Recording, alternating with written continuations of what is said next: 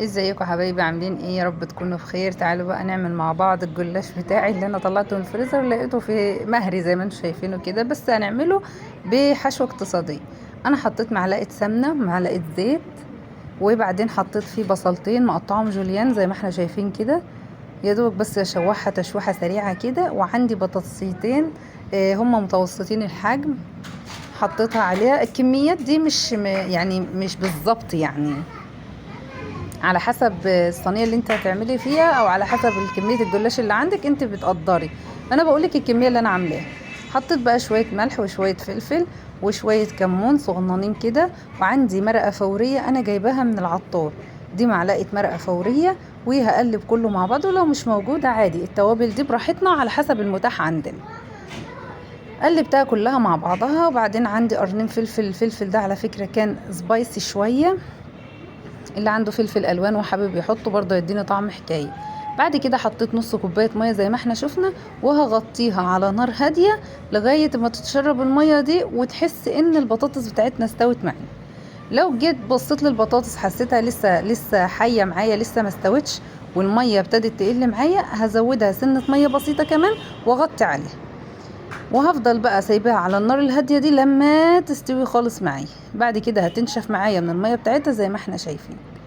انا بقى كان عندي هنا في التلاجة ده شوية لانشون على شوية جبنة، دي كانت جبنة رومي، اي جبن عندنا متاحة.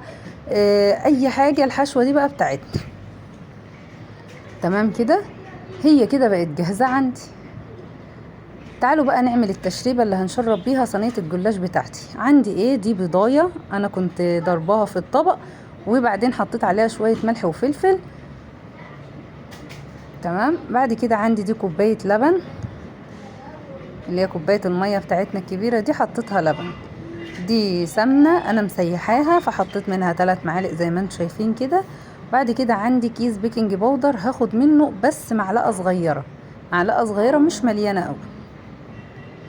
هضرب بقى المكونات دي كلها ببعضها زي ما احنا شايفين كده. طبعا انا كنت حاطة ملح وفلفل وهسيبها على جنب. تعالوا بقى نجيب الصينية اللي احنا هنرص فيها الجلاش بتاعنا. انا لما طلعت الجلاش بتاعي من الفريزر لقيته من كتر الحركة والشيل والحط فيه، لقيته يعني في بعض اتهرى منه زي ما انتم شايفين، بس ده مش هيعوق الصينية بتاعتي في حاجة، يعني هتعامل بيه برضو. هرص طبقات الجلاش بتاعتي في الصينية، واللي اتهرى معايا ده هحطه في نص الصينية، ففي النتيجة في الاخر مش هتفرق خالص. عندي بقى الصينية بتاعتي دهنتها مادة دهنية اللي هي السمنة بتاعتي. بعد كده هبتدي بقى ارص الجلاش. انا حابة ان الجلاش بتاعي كان يبقى رقته تخينة شوية، فجبت صينية صغيرة وكنت بتنيه زي ما انتم شايفين كده، وبين كل طبقة وتانية هحط بس دهنة سمنة بسيطة كده. شايفين؟ طبعا اللي حابب يعملها في صينية واسعة شوية وما يتنش وتبقى السمك بتاعه خفيف صغير، خفيف مش كبير، برضو مش هتفرق. كل ده كله على حسب راحتنا. انا بدي الفكرة بس واحنا اللي متاح عندنا او الموجود بنعمله. شايفين اللي اتهرى مني بقى من الجلاش انا حطيته فين؟ بصوا، حطيته في النص كده، لان هو في الاخر في النتيجة بيمسك كله في بعضه، فمش هيبان عندي اذا كان مهري ولا قطعة واحدة اهو. واللي كان مهري خالص وما ينفعش افرده اصلا كنت بتنيه وبحطه زي ما انتم شايفين كده. بعد كده بقى انا هجيب الحشوة بتاعتي واحطها اهي. هحط الحشوة بتاعتي بقى كلها كده وافردها في الصينية. عشان كده انا بقول كمية الحشوة بتاعتي مش مقياس قوي اللي انا عاملاه بالظبط، على اساس ان انتوا ممكن تبقوا مكبرين الصينية شوية، فممكن تزودوا بطاطس شوية، ممكن تزودوا بصل شوية، فالكميات مش بالظبط.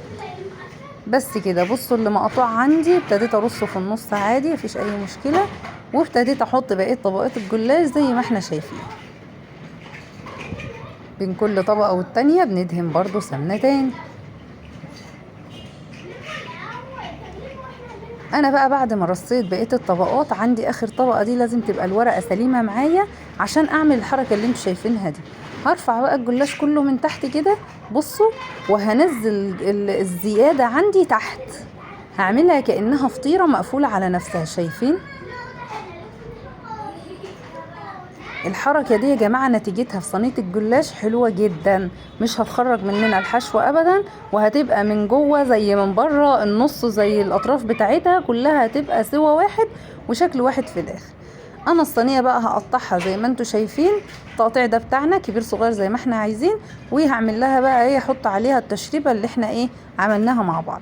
طبعا انا مسخنة الفرن، لازم الفرن يبقى سخن مني قبلها، وبعدين ابتدي ادخل الصينية على درجة حرارة تقريبا 180، وابتدي اهدي شوية لما تبتدي احس ان هي ابتدت ايه تسخن مني كده، وابتدت الصينية تلف، لان انا مش هشغل الشواية خالص، وده عشان اتاكد ان السوا من بره زي من جوه ومستوي معايا صح، وطعمه جميل جدا.